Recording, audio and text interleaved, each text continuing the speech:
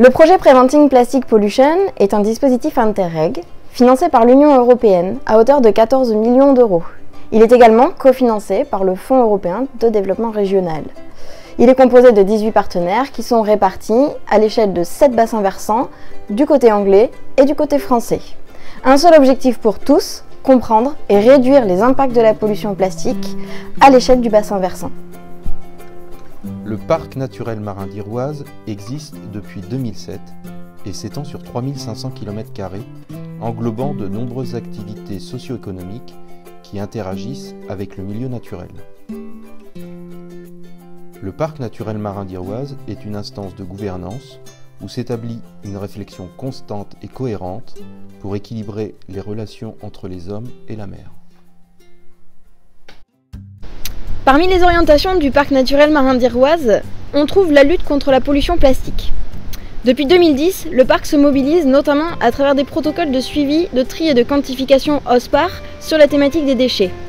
Suite à ce process et à ce suivi, nous avons pu obtenir un certain nombre de résultats qui indiquent que la tendance nationale s'inverse, c'est-à-dire que sur le territoire du parc naturel marin d'Iroise, 80% des déchets que l'on retrouve sur les plages viennent des activités maritimes, notamment pêche, aquaculture et transport maritime.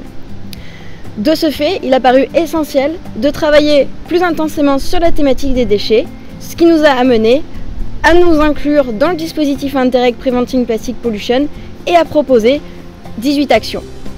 Les actions du parc naturel marin d'Iroise s'articulent autour de 3 piliers: l'expertise, l'opération, l'éducation et la sensibilisation.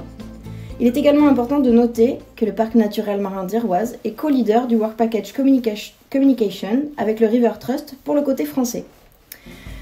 Pour le pilier expertise, les actions phares que je présenterai ici, et pour plus d'informations, je vous invite à aller sur le site internet du parc marin pour avoir plus de détails. Les actions phares sont notre suivi OSPAR de tri et de quantification, mais également les actions de suivi des microplastiques en mer. Des études seront également réalisées sur les plastiques biosourcés. Enfin, nous sommes en train de développer des filières alternatives au plastique et des filières de recyclage en matière d'engins de pêche. Pour la partie opération, les actions phares reposent sur nos 53 bacs marins répartis sur le territoire du parc, dans 17 communes.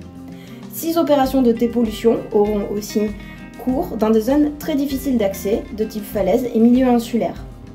Enfin, nous travaillons au transport et au recyclage des navires en fin de vie. Pour l'éducation et la sensibilisation, différents outils seront utilisés, comme des plaques de sensibilisation sur les avaloirs, pour sensibiliser sur le fait que tout déchet jeté à terre sera à terme atterrira en mer, sur des interventions auprès de lycées maritimes, mais également des événements publics. Nous ciblons principalement des acteurs avec qui nous avons l'habitude de travailler et nos partenaires, comme les ports, les pêcheurs et les guides partenaires, travaillant depuis de nombreuses années avec le parc.